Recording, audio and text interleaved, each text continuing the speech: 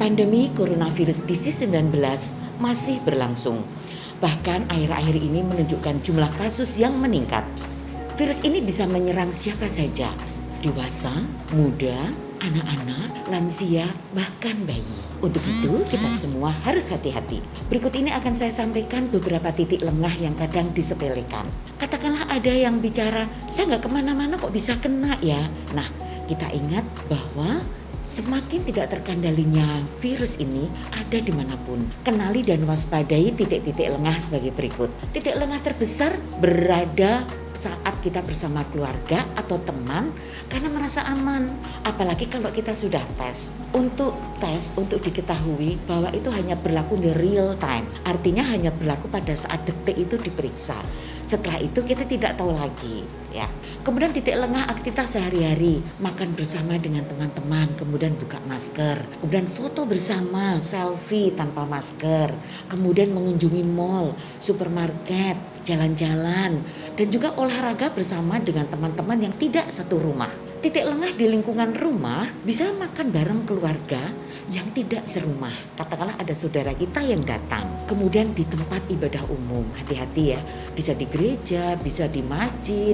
Terus kalau memiliki pegawai rumah yang datang dan pergi, misalnya asisten rumah tangga. Kemudian juga kumpul keluarga dengan teman yang tidak satu rumah.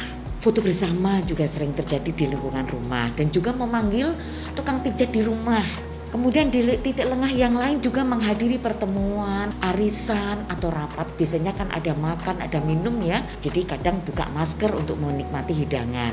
Berbelanja ke pasar atau tukang sayur, kadang tidak memakai masker karena buru-buru atau mendadak. Dan juga membiarkan adik-adik kita bermain tanpa menggunakan masker. Jadi bermain di halaman depan bersama-sama dengan anak tetangga secara bebas. Titik lengah di tempat kerja, sekolah maupun tempat umum.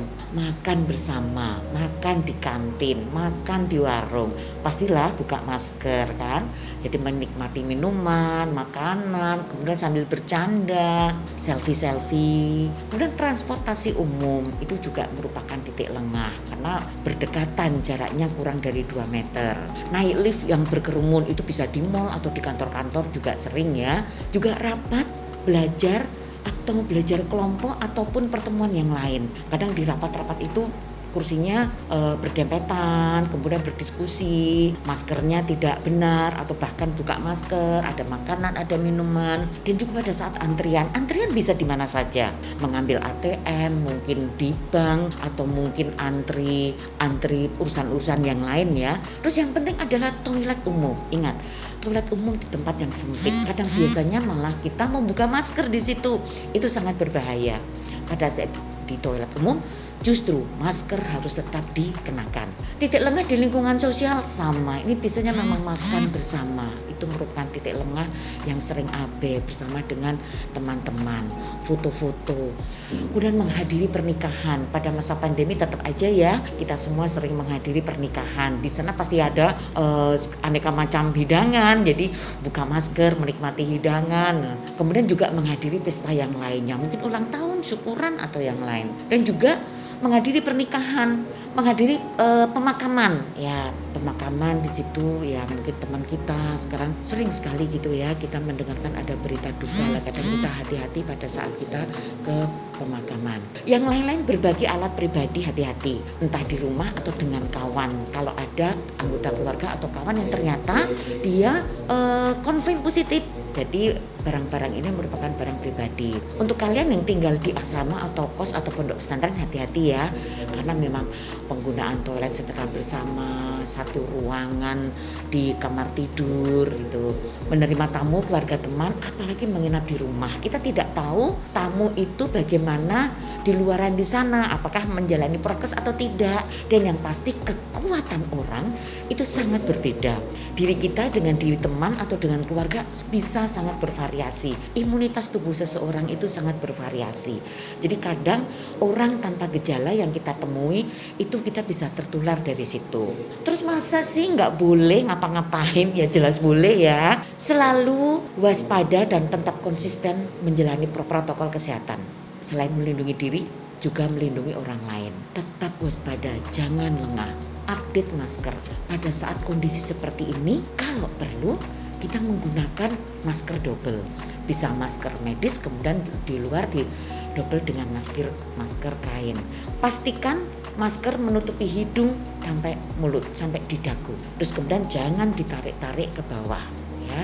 Hindari kerumunan apa saja. Kurangi mobilitas. Kalau tidak perlu, gak usah bepergian. Cuci tangan sesering mungkin. Habis pegang apa saja. Pola hidup sehat. Apa sih pola hidup sehat? Makan teratur, kemudian minum sehari 8 gelas sehari, tidur malam 8 jam, jadi jangan begadang gitu ya. Olahraga tiap hari cukup 30 menit ya. Kemudian segera dapatkan vaksin. Sekarang vaksin untuk yang 18 tahun ke atas atau bahkan mulai umur 12 tahun sudah mulai dibuka. Nanti kalau ada kesempatan itu segera kalian mengikuti vaksinasi. Nah, ini adalah cuci tangan itu menghentikan penyebaran kuman. Selain melindungi diri, juga melindungi orang lain. Ada 6 langkah cuci tangan ya, saya rasa kalian sudah hafal ya. Membasahi tangan dengan air, kemudian gosok area punggung tangan, kemudian sela-sela jari, kemudian gerakan mengunci, kemudian area jari memutar, kemudian ujung-ujung jari. Kalian pasti hafal ya dengan perilaku hidup bersih dan sehat ini ya. Etika batuk bersin. Kalau kita masker, batuk bersin oke aja, nggak masalah. Tapi seandainya tidak pakai masker, entah itu di rumah atau pas kelewatan atau bagaimana mau bersin, langsung kita tutup dengan lengan gitu ya. Atau kalau ada tisu, ditutup dengan tisu dan tisu langsung dibuang. Tapi sekarang kita kemana-mana kan pakai masker ya. Jadi ya udah, kalau mau bersin batuk nggak masalah. Nah, COVID seperti apa sih gejalanya?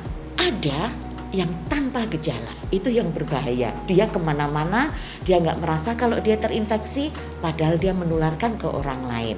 Kemudian gejala ringan, tiap orang sangat berbeda dan gejalanya itu mirip banget dengan flu. Untuk itu kadang kita nggak aware gitu ya, karena panas, demam, sakit kepala, pusing, batuk, pilek, nyeri tenggorok, kemudian rasanya lemes, sendi-sendi nyeri, males makan. Nah, yang ciri khasnya biasanya kehilangan penciuman, namun juga tidak semua orang, jadi nggak mampu mencium apa-apa, itu namanya anosmia. Atau kehilangan indera pengecapan, makan apapun rasanya nggak enak, itu disebut ageusia. Kemudian ada beberapa yang mual, muntah, nyeri perut, diare. Kemudian juga ada yang sampai matanya radang merah, kemudian ada yang kemerahan di kulit. Frekuensi napas 12 sampai 20 kali per menit dan juga saturasi oksigen lebih dari 95%, itu untuk yang gejala ringan dan bervariasi untuk tiap orangnya. Nah, apabila di antara kalian atau anggota keluarga ada yang positif, tidak usah panik. Kalau gejala ringan boleh isolasi mandiri, yaitu di kamar saja, di rumah sendiri, dengan syarat tidak bergejala atau gejalanya ringan dan lingkungan rumah atau kamar memiliki ventilasi yang baik. Alat yang perlu disediakan seandainya melakukan isoman yaitu termometer pengukur suhu dan oximeter, itu untuk mengukur saturasi oksigen. Ini sangat penting untuk dimiliki bagi yang isoman. Protokol isomannya adalah tetap di rumah. Walaupun tanpa gejala, kalau kasusnya diperiksa swabnya positif, harus tetap di rumah. Menggunakan masker, jaga jarak 2 meter, selalu cuci tangan, dan menerapkan etika batuk. Periksa suhu tubuh pagi dan sore. Periksa saturasi oksigen dan frekuensi nadi. Pantau laju nafas. Dalam 1 menit kita bernapas 12 sampai 20 kali. Kalau lebih dari itu, waspada ya, artinya ada gejala ke arah sesak napas. Kemudian makanan yang bergizi, seimbang ya. Ada karbohidrat, protein, sayuran, mineral, sayur buah, upayakan tiap hari. Kemudian kegiatan hariannya, buka jendela kamar untuk cahaya matahari masuk dan untuk sirkulasi udara. Berjemur matahari 10 sampai 15 menit saja antara jam 10 sampai jam 1 siang. Rutin mencuci tangan dengan air mengalir dan sabun atau hand sanitizer. Olahraga rutin 3 sampai 5 kali. Olahraganya nggak perlu lama-lama, cukup 30 menit saja. Makan gizi seimbang 3 kali sehari dan terpisah dengan keluarga lain yang sehat. Pisahkan pakaian kotor dengan keluarga yang lain. Jadi cuci sendiri ya. Bersihkan kamar tiap hari dan juga gunakan APD, alat pelindung diri, terutama masker. Cuci alat makan sendiri setelah selesai. Kemudian periksa suhu dan saturasi oksigen. Tidur di kamar pribadi yang terpisah dari anggota keluarga yang lain. Untuk terapi atau obat-obatan, konsultasi dengan dokter ya. Prinsipnya virus ini ada self-limited disease. Artinya dalam waktu 14 hari nanti akan membaik asal kondisi tubuh kita bagus. Jadi kalau demam ya sudah cukup minum turun panas atau vitamin C, vitamin D, zinc atau sesuai anjuran dokter. Jangan ngobatin sendiri, jangan beli obat sendiri. Sekarang banyak sekali beredar tentang obat-obat yang disinyalir obat-obat COVID gitu ya. Jangan mudah percaya. Semuanya konsultasikan ke dokter. Sekarang bisa konsultasi dokter online. Jadi kamu bisa lakukan dari rumah. Disinfeksi ruangan. Nah, ini ada beberapa titik bagian-bagian di rumah kita atau di sekolah katakanlah yang harus dibersihkan setiap hari. Gagang pintu. Gagang pintu itu dipegang oleh banyak orang. Ada orang yang tangannya kotor, tidak cuci tangan. Nah, kalau kita tangan bersih kita bisa terkontaminasi di situ. Keran. Jadi keran itu juga tetap rajin didesinfeksi. Kemudian toilet. Toilet yang pakai kan orang banyak ya.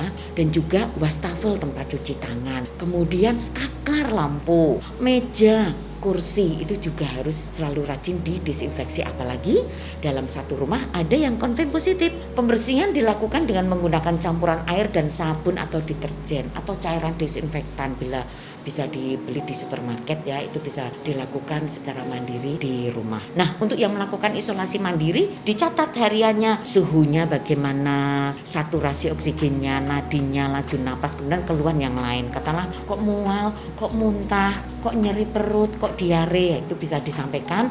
Biasanya nanti petugas puskesmas akan memantau secara online untuk masyarakat konfirm positif yang melakukan isolasi mandiri. Jadi bisa disampaikan ke petugas yang mengampu. Waspada pada saat demam tinggi disertai dengan sesak napas. Bagaimana sih sesak napas itu? Yaitu dalam 1 menit bisa bernapas sampai 30 kali. Jadi napasnya berat dan sering.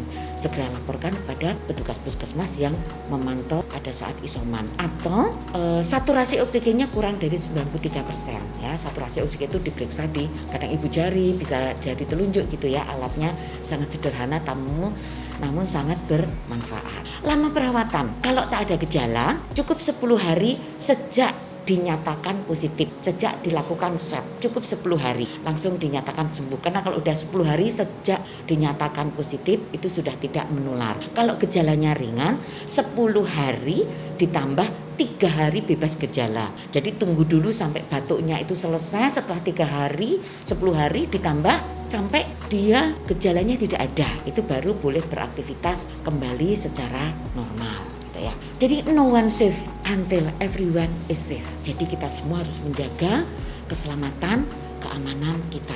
Selalu pakai masker, hindari kerumunan, jaga jarak, selalu cuci tangan. Dan nanti kalau ada dibuka pendaftaran vaksinasi, segera ikuti vaksinasi. Demikian kita sampaikan, mudah-mudahan bermanfaat ya.